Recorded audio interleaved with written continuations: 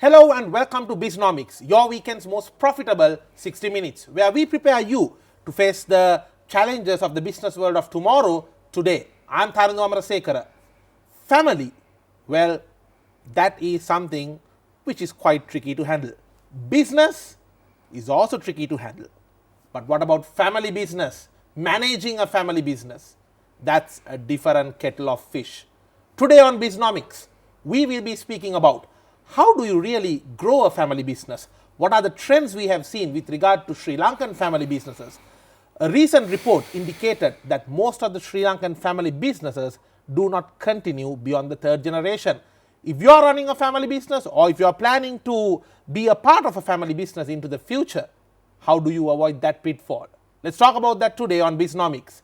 And joining me for this discussion is a veteran in the field of managing, running and growing a family business, Ganesh Iswaran.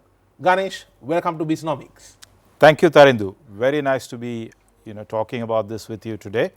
Ganesh, first of all, before we get to the challenges and the pitfalls, one thing we can all agree is that family-owned businesses have shown tremendous resilience, especially during the pandemic, not only in Sri Lanka but also worldwide.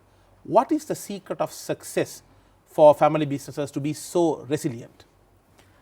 Tharindu, the most important aspect of being in a family business is all about protection. Is probably one of the key words that we always think through. Even all these university studies about family businesses, they talk about one of the key specialities of a family business is that they don't grow exceedingly well during boom time. At the same time, they are also very resilient and they sustain during difficult times. They don't plunge that fast. Exactly. So that's probably one of the most important aspects of success of a family business. And how does it happen? Why would someone say this? Is probably because family business are by nature conservative. It's always like, let's say one flamboyant member of the family wants to do something, take the risks and do something extraordinary. There will be 6 family members trying to stop that, which isn't You're great. You're speaking from experience. Absolutely. So which isn't, in some dimensions it may be bad. It does stifle growth, but at the same time it helps you to survive situations like this. So if you take the pandemic, one other thing I would probably need to mention why we as a family business are better off to come out of such challenging situations is that when it comes to family, you don't really separate business from family. So if, let's say, there is a threat to your family, you would put everything at risk and somehow safeguard and protect. So that word protection is always at the top of our mind. We don't openly say it and think about it, but it's always that the patriarch of the family, the father of the family, always wants to kind of make sure that you're safeguarded. Ganesh, in short, blood is thicker than water. Absolutely, and that blood kind of extends not just to your family members, but the wider family in a family business is the employees as well. So when it comes to a situation like this, we don't just think about your immediate family. You think about the entire bigger so-called family of all members of staff and employees of your business, and you try to make sure that they are protected. So we always think through that. And you don't just jump ship. Absolutely not. So even during this pandemic, let's say during the first wave of the pandemic, ours is an export-oriented business, and we just couldn't have stop production or lose or not fulfill orders of customers. That would mean for the rest of the months together, we may lose those orders. The damage to reputation also would have been massive. And also it was very important for the economy to keep the foreign exchange machine cranking, right? So we had, of course, the greatest support of the government officials, the T board and so on, helping us to continue work. At the same time, we had the employees really rising up to the occasion and saying, yes, we will come and get the job done. So we managed to keep them. In fact, we cleared parts of our offices, made makeshift accommodations. We had about 35-40 people staying within our premises and continuing to make the production and to make the exports going. So we were like in pins, to be honest. Every day we were on calls trying to make sure that everybody is safe and everything was going right. And same way in the second wave, we took extraordinary precautions. We lost, I think, due to a few cases, we are in a difficult area, so due to a few cases, we lost about 4 or 5 working days in the factory, but that itself is a major achievement, only done because we think this is extended family. We need to make sure that they are protected. So we don't actually count costs when it comes to getting them safe so it to all home and boils so on. down to the fact, and it keeps coming back to the point of protection. Protect your family and treat everyone like everyone as family. Yes. So it's a very natural progression to do that. Correct. I guess it's a part of the culture as well. Absolutely. Now, when it comes to making decisions, now I'm quite sure that must be a very interesting and in somewhat of ways dramatic scenarios as well. Ganesh, your smile says it all. The family ties and the professional decision making. How does one strike the perfect balance? Right. So, professional advice is very, very important, and professionals in any business will ultimately make it work. However, the truth remains that there is a clash. There is always a clash, and it is also to be said that the story about professionals and consultants, you being one as well. I hope you won't get offended by what I say. We'll go off air if that happens. So the consultants are always said to be looking at your watch and tell you the time, right? So when it comes to I like that. when it comes to family businesses, we are trained to be a bit no nonsense, meaning you cannot survive, you cannot spend extra cash on things where it's not fully value for money. However, so this is kind of and it's not only for family business, it's applicable for any entrepreneurial person would always feel that he knows his business best, and that's kind of runs in the blood. However, as a business matures, as people mature, you described me as a veteran. I should take a little bit of offense for that. I hope I'm not that old to be called a veteran always. With all respect. However, the maturity is very, very important. So we grow into understanding the value of professional advice, and over a period of time, it's a mix of the right mix of of professional talent guiding the business and the family values keeping the business resilient and future looking. So these two, if they go hand in hand, ultimately business becomes successful. So you started off saying many family businesses fail. I think we'll come to that. However, yes. The right mix of professional advice and the family values and resilience and the need and the passion to grow is what makes this business model very unique. Ganesh, let's talk about training the next generation. I'm quite sure you would have experiences where your father would have prepared you over a time to take over the business, and you would probably do the same for your next in line. How do you do that process? It's not a simple mentoring, or it's not just a simple training and development program. I don't think any father or grandfather has a program where you say, okay, come, now I'll do a one-day workshop and then you'll be ready to take over the business. It's not that simple at all. But we do see succession planning being quite successful.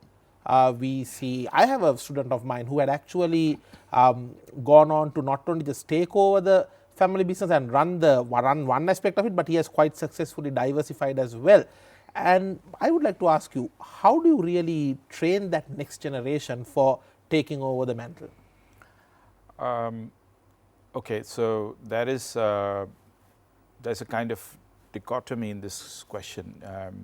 So you almost assume that a family business needs to be always taken over by another family member. That's not the case. I mean, my personal opinion is that need not be the case. Okay. If you want the family business to survive in the long term. However, grooming, training, succession is very important for it to be ultimately called a family business. So in my case, I can probably relate some experiences which may be of use to your viewers.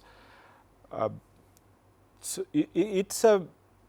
it was a given thing that I would ultimately get into the family business. In school, always you're kind of thought of, oh, you have a business, you will be going into that. Like how they say, if your father is a doctor, you'll be a doctor. Yeah, and being the eldest in the family and the first probably of the third generation to get into or becoming of an age to get into business. So it was always kind of assumed, and even though I had good scores in maths and science and so on, I was following the business stream. But to the surprise of many of my teachers, they would say, oh, why would you choose business? Because I'm going to do business, so why would I study science? That was kind of the so it's probably got to do a lot with molding and shaping the upbringing of a child, and ultimately showing them the way which is the direction they should take. This may have been true during my generation, which is I've been in business for a good 30 years now, where you would look up to what's going on, whereas I can't say the same thing with my children or my brother's children, because they've got their mind of their own. They want to be YouTubers, they want to be flying airplanes or whatever they want to do. They may not be interested in family business. That's why I said the succession planning now need not and cannot be just your blood family. It can be, it's the wider family that needs to take over and keep the values of the family going on. That's probably what, and still it can be called a family business. So in terms of grooming, so when I finished my studies, I was asked to sit around in front of my uncles and learn this, learn that. No, you should start right at the bottom and come up.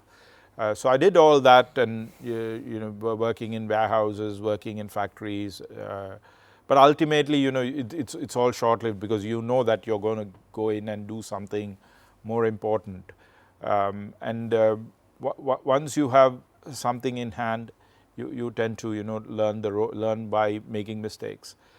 So the grooming training happens right from childhood.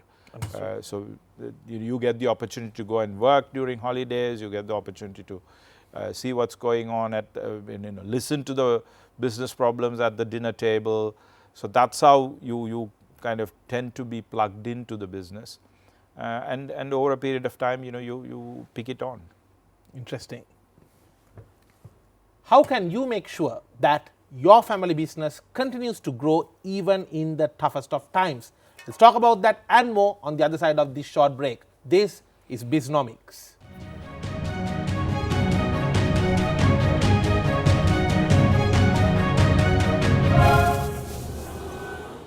Welcome back after the break to Bisnomics. I'm Tharindu. Our focus today is on building, growing, and keeping the family business a success. What do you need to do? What are the myths that we need to debunk about family businesses? And joining me for this discussion is Ganesh Eswaran.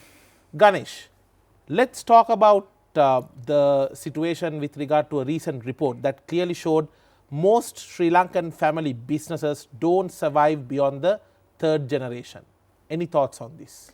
I think there is a lot of truth to that report. It's not just Sri Lankan family businesses.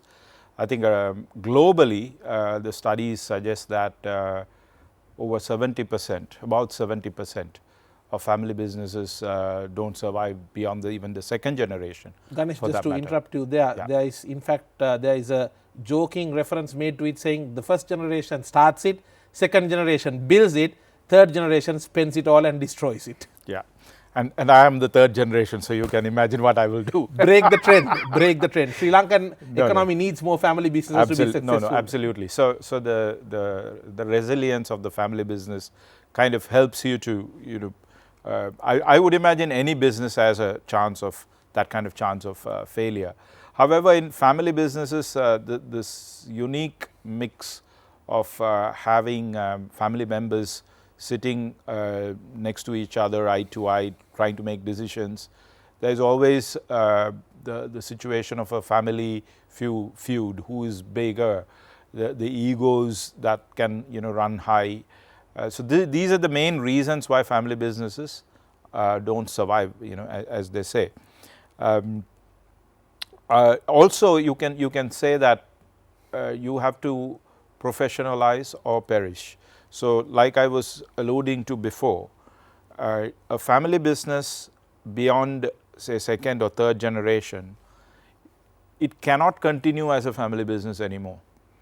Either it has to become a professionalized business with family values, then it can continue, or it has to die its own death because there are no family members good enough to take it on. And just to go back to the question you asked about how somebody is groomed or trained to come into family business, the most important qualities are that gets instilled in a family like ours, which is my grandfather started it. He came to Sri Lanka when he was very young and worked in small shops as a helper and so on and so forth, to build up the business that we are in today. Thanks to him and later my father, who continued in his footsteps. The biggest burden that we have as third generation is to keep it together, make sure that the name survives, and that lot of expectations. Yeah, that's a huge burden. So there is also the need for maybe another family member to feel that, oh, I need to break out of this, I need to do the new things that's going on right now, which might be taking risks much more than what a family unit can afford to take. So these kind of conflicting dynamics needs to be resolved, and how that can be resolved is by making certain clear arrangements, and even the professionals who advise family businesses now these days, even some of the big four consultancies and accounting firms, they have a family business practice. Correct. So they come in and they advise how to put your board together. So we did get some advice from such a organization, and the most important thing is to separate family and operations. And operations need to be done based on what's good for the business as opposed to what's good for the family. Let's say my brother is in business or my uncle is in business, we are all together. I cannot say something and hurt my uncle, so I'll allow a wrong decision to let go. When that sort of thing happens is when family businesses get into difficulties. So it's if the business, the Mr. Business is put in above all and as the reason for making right decisions, then the problem is solved. And once again, the key kind of ingredient or rather value that's been instilled in us is one of humility, I should say. That makes all the difference in family businesses. Because you would have your elders working side by side, and you may have a great idea, but at the same time, if you have the humility to listen to them and have that patience, which comes out of long understanding and maturity in trying to learn the dynamics of a family as well as an organization. So whether it's your wife, whether it's your manager, it doesn't matter. So these principles of things like humility, key values, that always will help these businesses to sustain. Ganesh, now since you mentioned about that very interesting point, now you have a new idea but you don't want to hurt your uncle.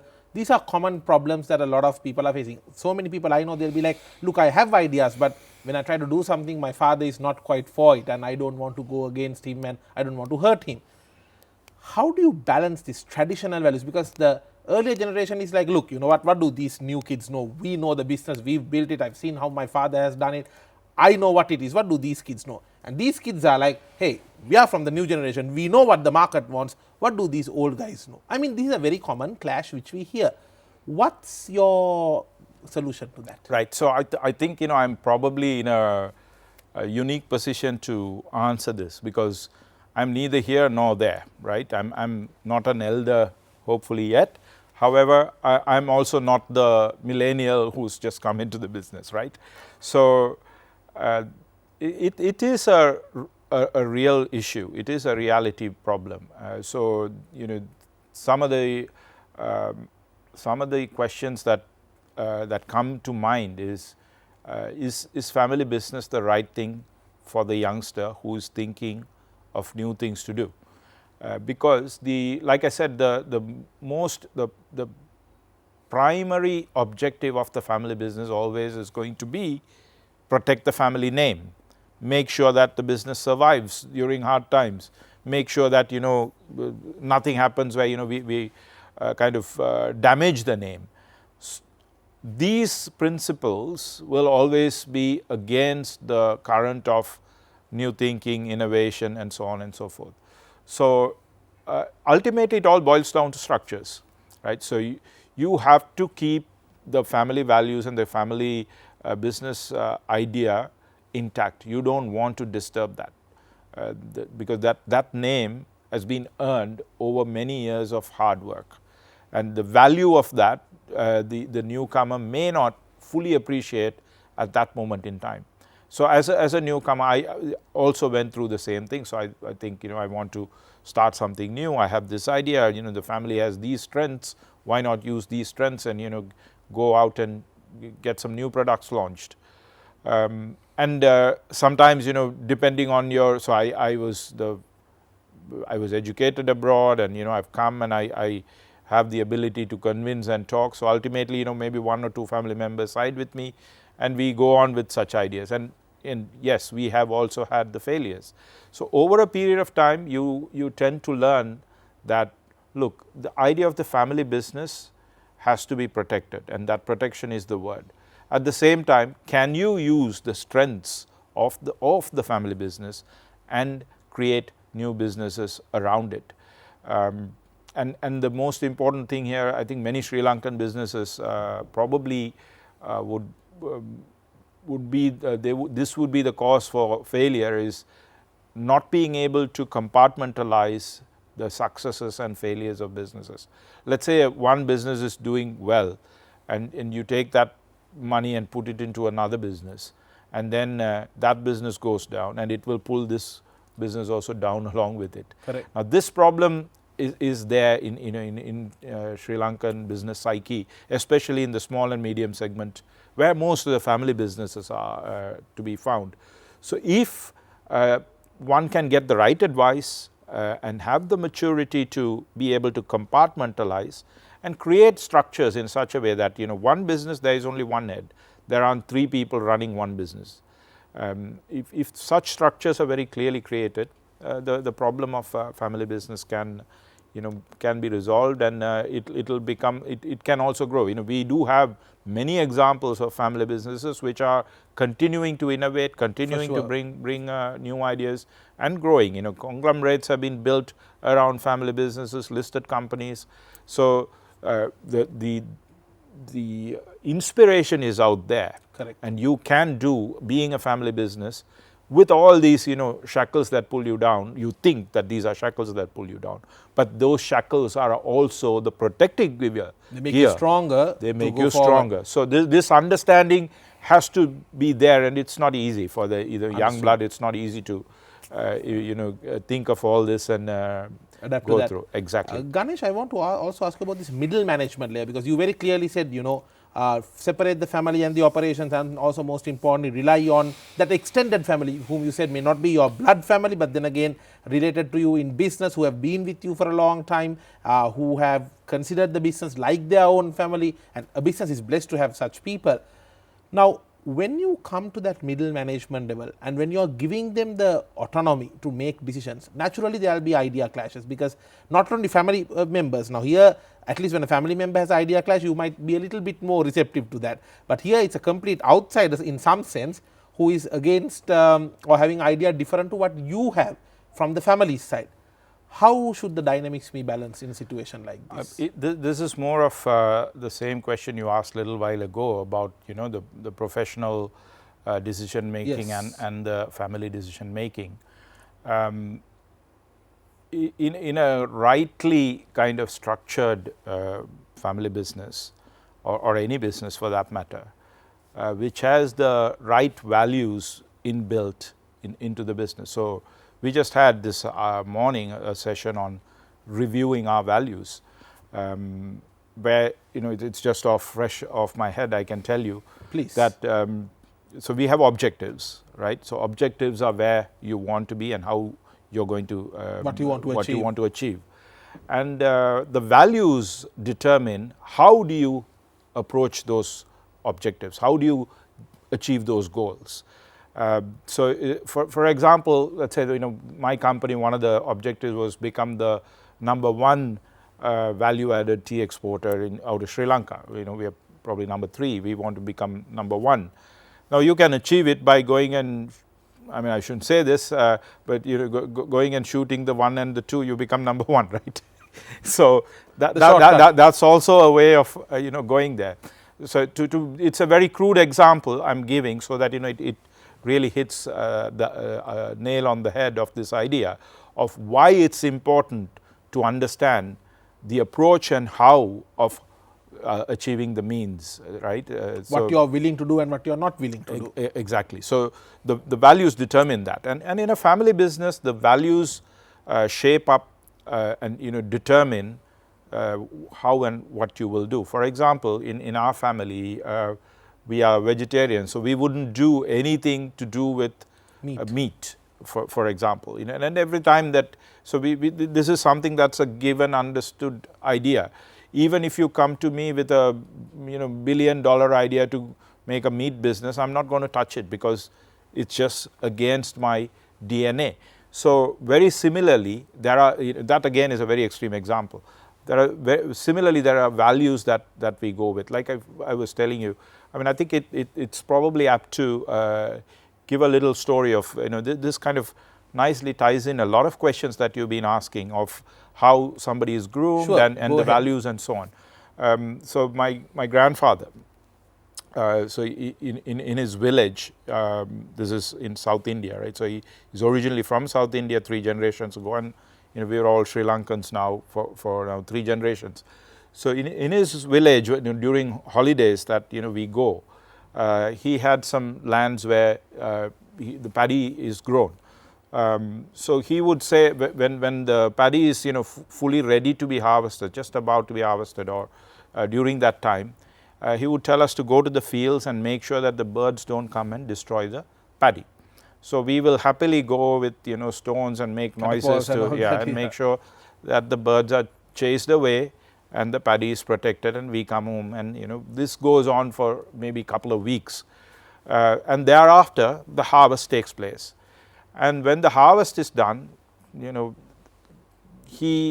of his instructions is to make sure that some of the best crop is brought without being husked out of the plant to the house, and he would lay them all on the rooftop. Rooftop?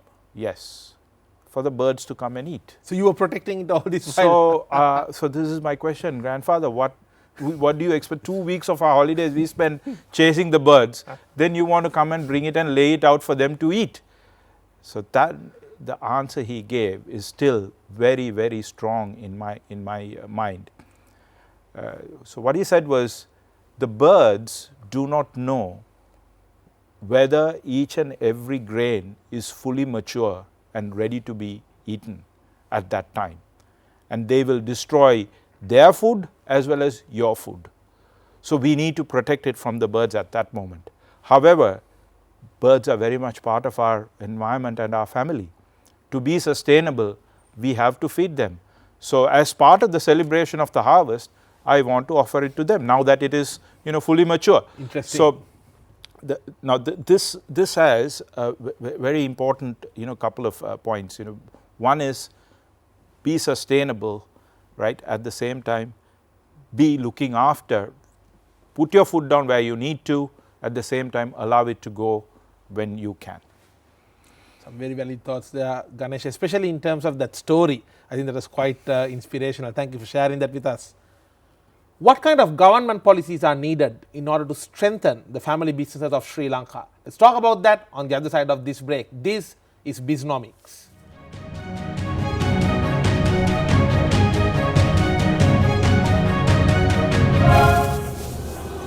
Welcome back to Bisnomics, your weekend's most profitable 60 minutes.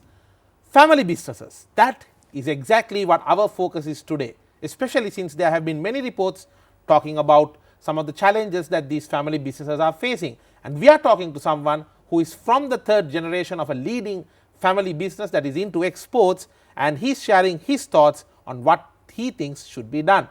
Ganesh, now let's talk about government policy, because any business sector to grow, it needs good government support. In your viewpoint, what kind of policy decisions or what kind of support is needed from the government side to keep the family businesses of Sri Lanka growing? Personally, I feel government should not interfere in businesses, including giving incentives and looking after.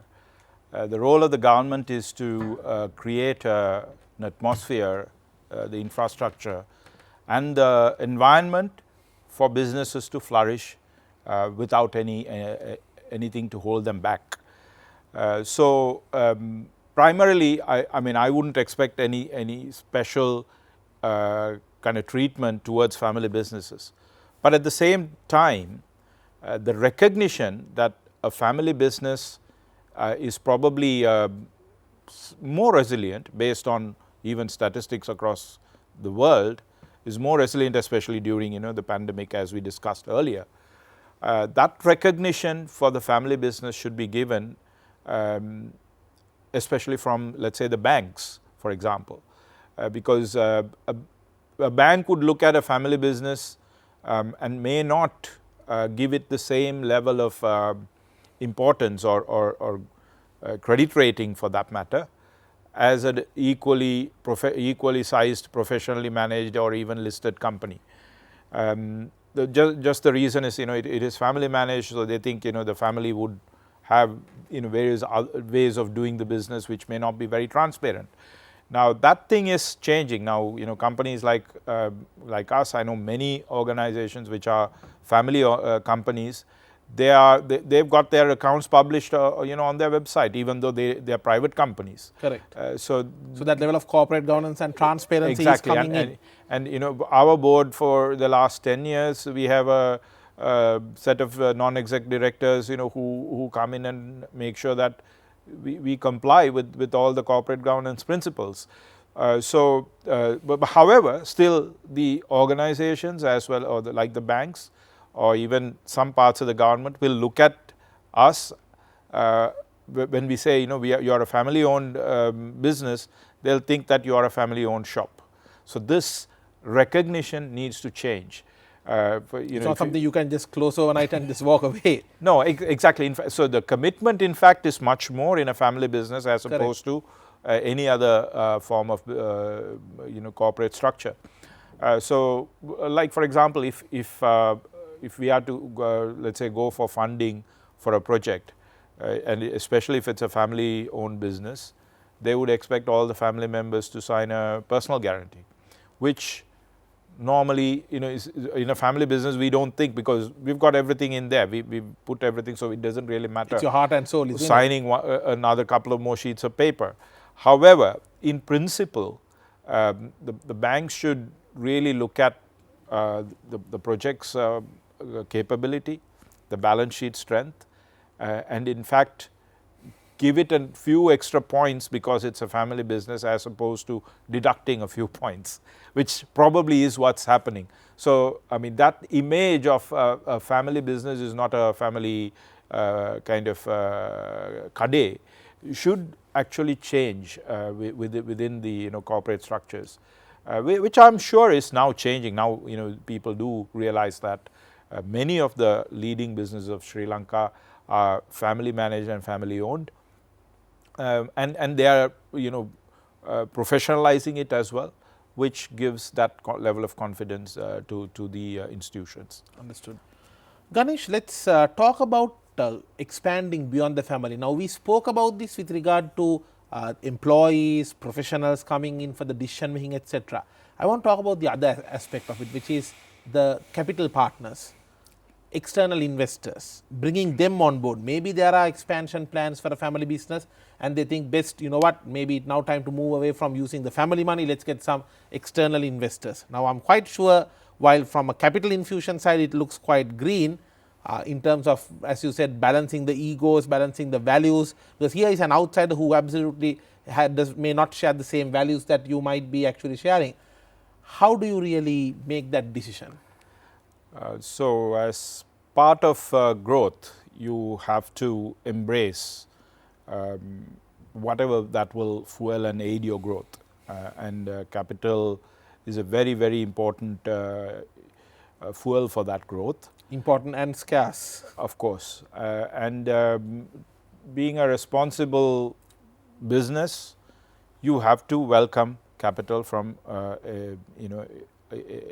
from different sources, which may include bringing in outside investors, and many family businesses have successfully done that as well.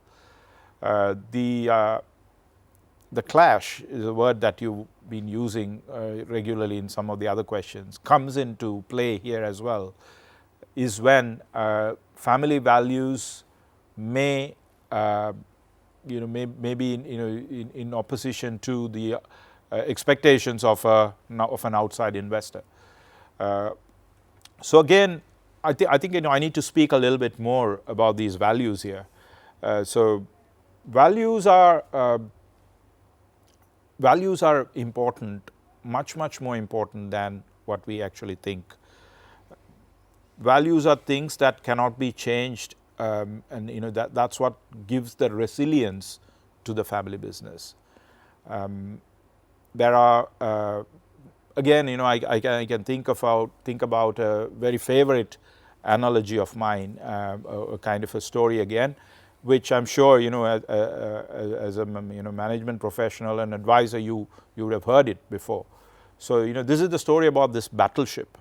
So there is this battleship, a great big battleship that's going in the seas, in the Atlantic, and the visibility is very low, and the captain is standing outside on the starboard and looking out, and the lookout guy says, "Captain, there is a light far away on our course." The captain looks at it and looks at his watch and looks at the speed of the ship which is ongoing, this great battleship, and is quite sure that it's on a collision course.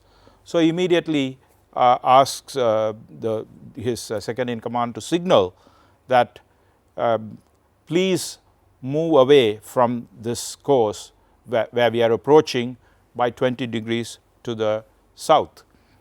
Back comes a signal from that light, which seems to be stationary, so which means it's quite certain that they will collide. Signal comes back saying, please you change course by 20 degrees to north. And this captain, who is the one of the decorated naval officers of a mighty battleship, he is now really angry. Who is this guy who is asking me to, this little vessel that must be coming from far away? So he signals back, I am Captain so and so of this battleship. I am demanding that you stay off course by 20 degrees to the south. Back comes the answer, I am a second level seaman. I ask you to please change your course by 20 degrees to the north. Now the captain is absolutely annoyed. He presses the buttons to get his officers ready, to get his guns even pointed out towards that light, and he signals back saying, we are USS battleship of this grade. If you don't change immediately your course, we will have no option but to blast our way through. There is an eerie silence. Back comes the answer. This is a lighthouse. It's your call, Captain.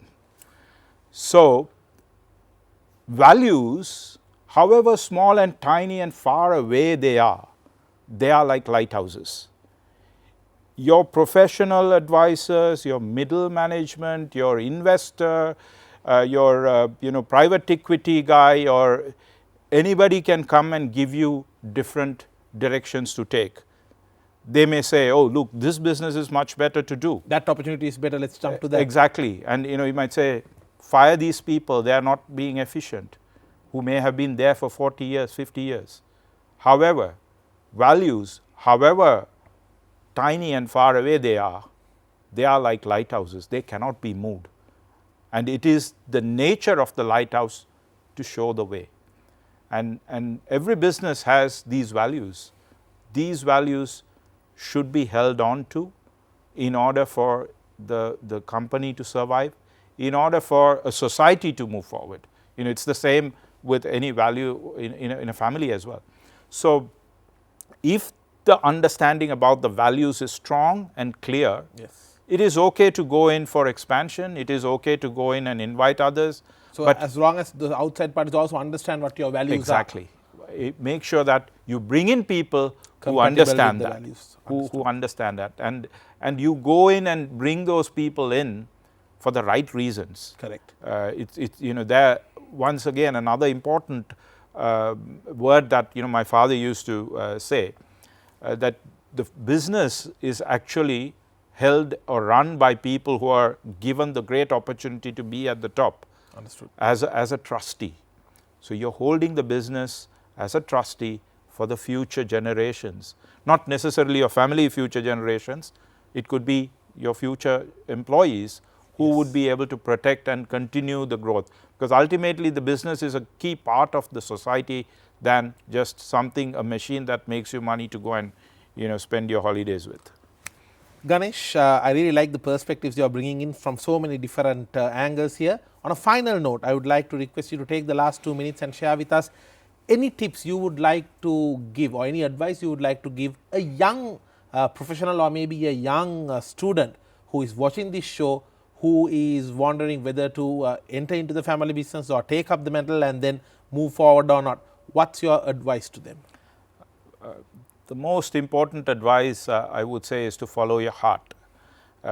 If your heart is in the family business, you should definitely join it and make it work, because it's also it's almost the situation where you derive so many benefits of the family. It's your opportunity to give it back to the family as well, being part of a family business. It's extremely satisfying to continue what has happened, what your elders have built, and to be able to take it to another level. At the same time, be ready to be snubbed, to be challenged, to be ridiculed sometimes, because that's what the family dynamics is all about. And after all, testing you whether you're up for it as well. Yeah, absolutely. So be ready for that, and take it by the chin. An important advice probably should be that get yourself fully educated, fully trained before you walk into the family business.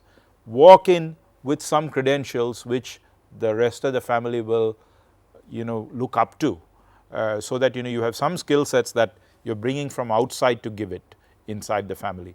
So it's always better that they go out and work for a couple of years, test their mettle outside, and then come back into the family business. And by all means, it's not always necessary that you've got to build your own business. You can be a part of the family and still build a great business. How to keep the family business growing and how to keep it going, especially during a pandemic, and what are the lessons that we can learn from successful family businesses. This was our focus today on Bisnomics. I'm indeed thankful to Ganesh Iswaran for having joined us today and for having shared his valuable thoughts on this show. Ganesh, I really love it how you brought so many stories and examples from your own childhood, and also some of those anecdotes and stories that you brought about, especially to show the importance of sticking to the values of the business. You can always change what you do as a business, but the values are your guiding star at the end of the day. Thank you very much for having joined us today despite your busy schedule. Thank you so much, Tarindu. I hope, as you always say, this was a profitable discussion. Thank you. With that, we wrap up today's episode of Bisnomics. This is your weekend's most profitable 60 minutes. And no matter what business you are in, may it be a profitable week ahead. I will see you with the next episode.